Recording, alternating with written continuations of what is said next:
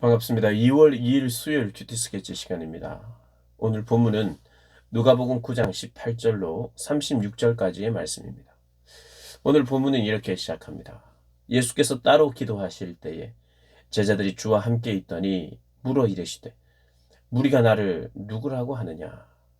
대답하여 이르되 세례 요한이라 하고 더러는 엘리야라 더러는 옛 선지자 중에 한 사람이 살아났다 하나이다.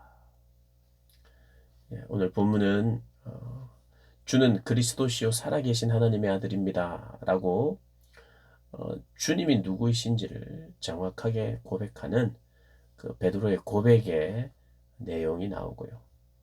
또 한 내용은 변화산 사건입니다. 오늘 이 두 가지의 이야기인데 이 두 가지 이야기를 하면서 기도가 나오고 있어요. 기도. 예수님께서 기도하실 때에 따로 기도하실 때에 그리고 베드로, 야고보, 요한을 데리고 같이 가서 기도하시고 기도가 언제나 시작이었습니다.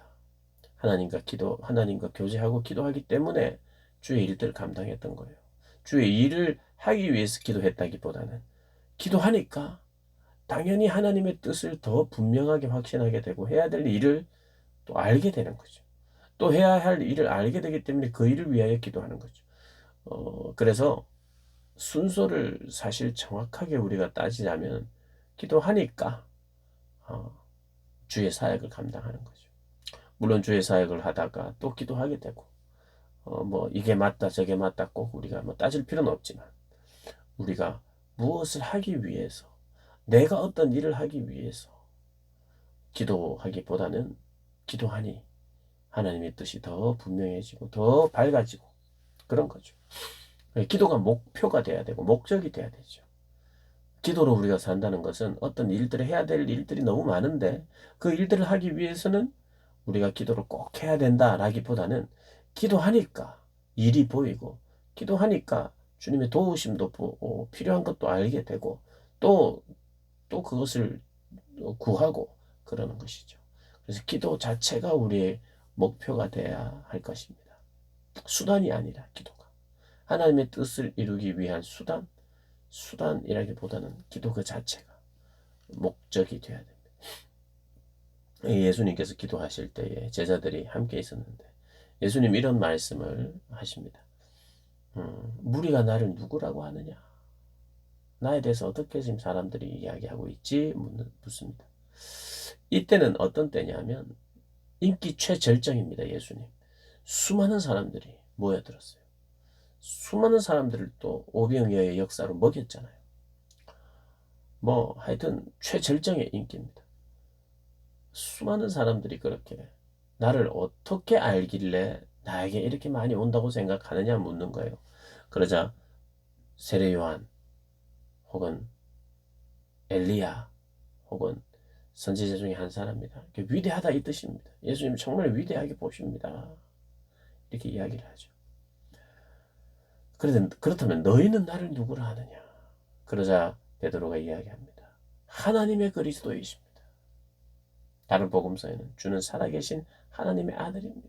주는 그리스도시요 살아계신 하나님의 아들이라고 그렇게 고백하죠. 너무나도 중요한 고백이고 이 고백을 예수님은 너무 칭찬하셨어요. 이 고백을 알게 한 것은 하늘 아버지시다. 이렇게 이야기를 하죠. 정확한 답을 했습니다. 근데 이 정확한 답을 하고 나서 주님께서는 이제부터 드디어 어떤 말씀을 하시느냐? 고난과 죽음 그리고 부활에 대해서 이야기하기 시작합니다.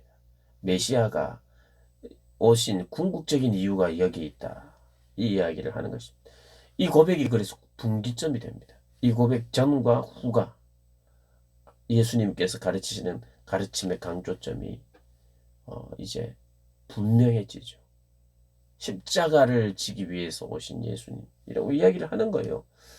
21절에 22절에 이르시되 인자가 많은 고난을 받고 장로들과 대제사장들과 서기관들에게 버림받아 죽임을 당하고 제3일에 살아나야 하리라 하시고 그리고 나서는 또 무리에게 이르시되 아무든지 나를 따라오려거든 자기를 부인하고 날마다 제 십자가를 지고 나를 따를 것이라.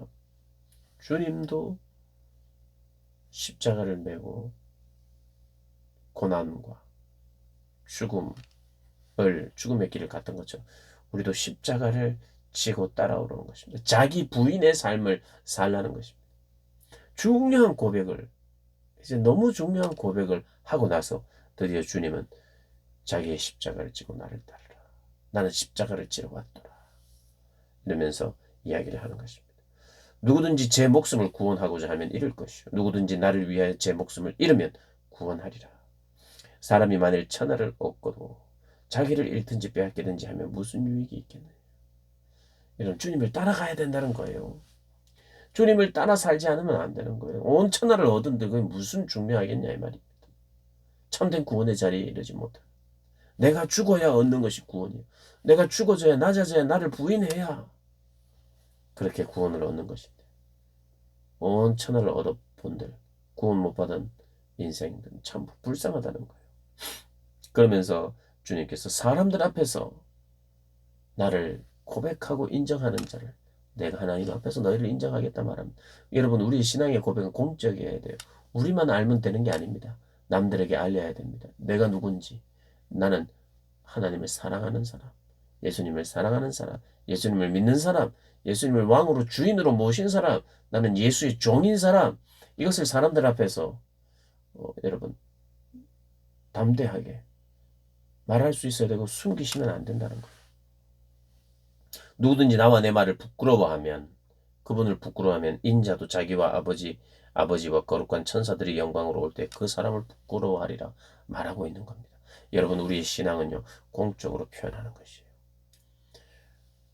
이 시대가 그리스도인 하면 뭐 어쩌고 저쩌고 개독교 무슨 이야기하고 이럴 때 우리가 기독교인으로서 잘못한 것에 대해서 철저히 반성하고 또 죄송한 것은 또 대신 사과하기도 해야 됩니다. 그러나 내가 예수님 사랑한다는 것, 그리고 내가 예수 믿는다는 것, 여러분 반드시 밝혀야 하는 것 중에 하나입니다. 잊으시면 안 돼요. 나는 그냥 조용히 내 삶으로 그리스도인을 내가 삶으로 그렇게 고백하면 되지 뭐 굳이 내가 그리스도인이라고 말할 필요 없다고 이렇게 생각하시는 분 틀렸습니다. 내가 그리스도인이라고 말할 수밖에 없어요. 새로운 사람, 새로 있는 사람 한 번, 두 번 만나면 내가 교회 다닌다는 걸 말할 수밖에 없어요. 내가 해야 할 일이 뭐냐? 주님의 사랑을 알리는 거잖아요.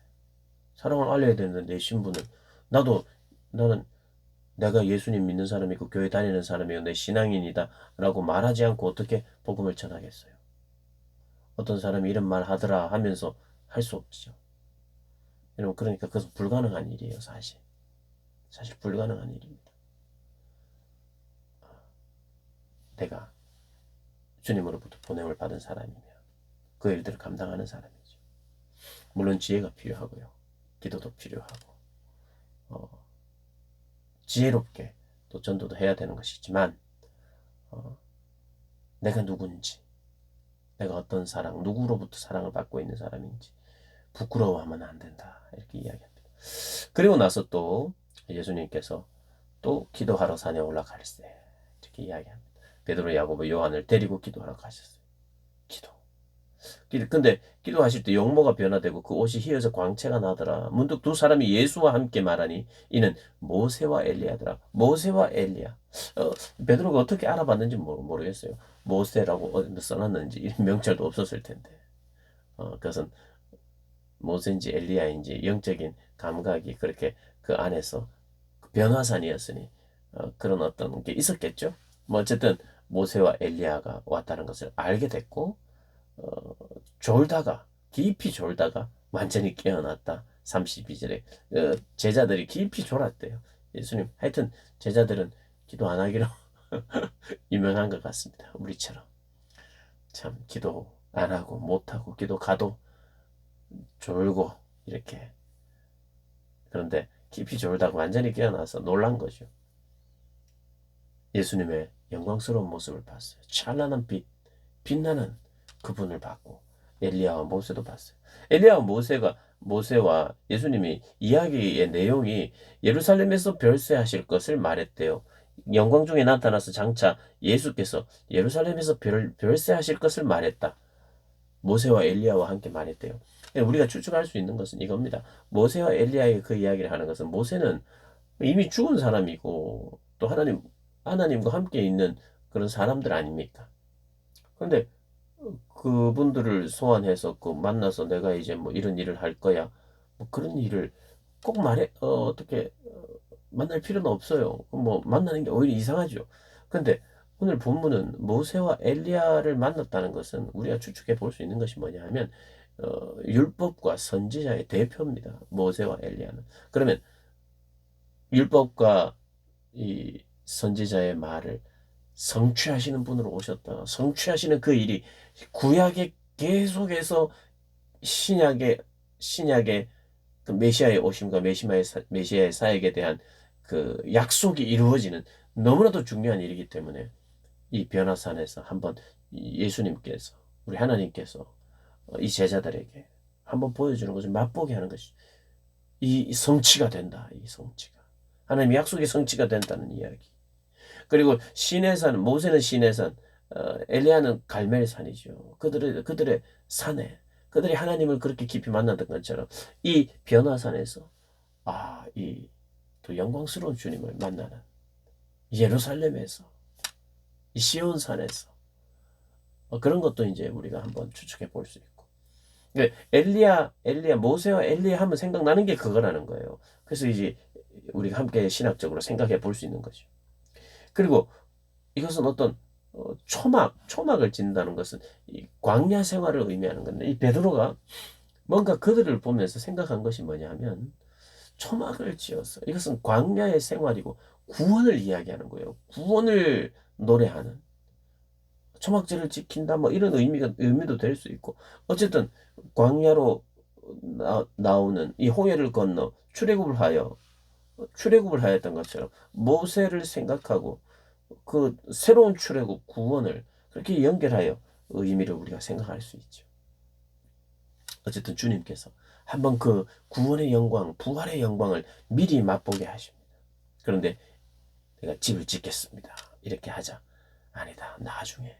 지금은 그럴 때가 아니다.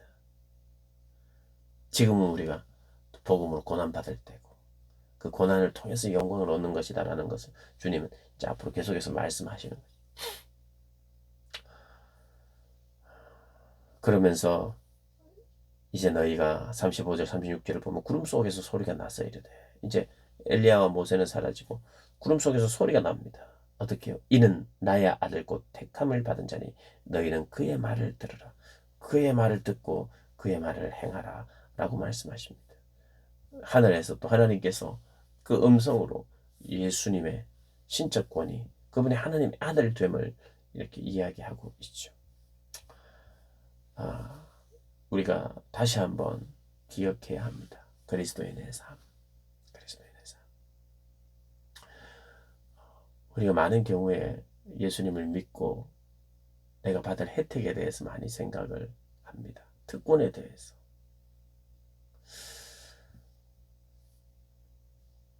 나를 위한 예수님이기를 원하죠. 나를 위한. 그래서 내가 받는 것에 관심이 있고 어떻게 하면 내가 더 받을지를 신앙생활의 어떤 비법이라고 생각할 때가 있죠. 어떻게 하면 하나님의 복을 누린다. 이게 다 많은 말입니다. 오해는 하지 마십시오. 하나님께 복을 받고 다 맞아요. 그런데 우리가 받는 것에만 있지 않죠. 나를 위한 하나님, 내가 받는 특권과 혜택만을 생각하면서 예수 믿는 게 아니죠. 수많은 사람들이 그것 때문에 따라다녔는데 예수님이 가장 중요한 고백 이후에 십자가와 고난을 이야기하니까 무리들이 떠나기 시작하는 거예요. 나는 내가 받는 혜택을 원한 거였거든요. 내가 받는 특권을 원했고 나를 위한 예수님이어야 돼요. 당장은 나를 위해야 되는 거예요. 당장 나를 위해야 되는데 그분이 고난받으라 십자가 어쩌고 하니까 사람들이 다 떠나기 시작하는 거예요. 이제부터 인기 절정 최고에서 이제 점점 무리들이 떠나는 것을 봅니다. 진짜 메시아의 오심의 이유를 설명할 때에 사람들은 떠나가요. 그래서 참 우리가 안타까운 이야기 중에 하나는 하나님 믿으면 내가 좋아져야 되고 기분도 좋아져야 되고 기쁘고 뭐 좋은 일도 많고 혜택도 많고 이래야지. 뭐 십자가를 지고 고생하고 고생하려고 내가 예수 믿나?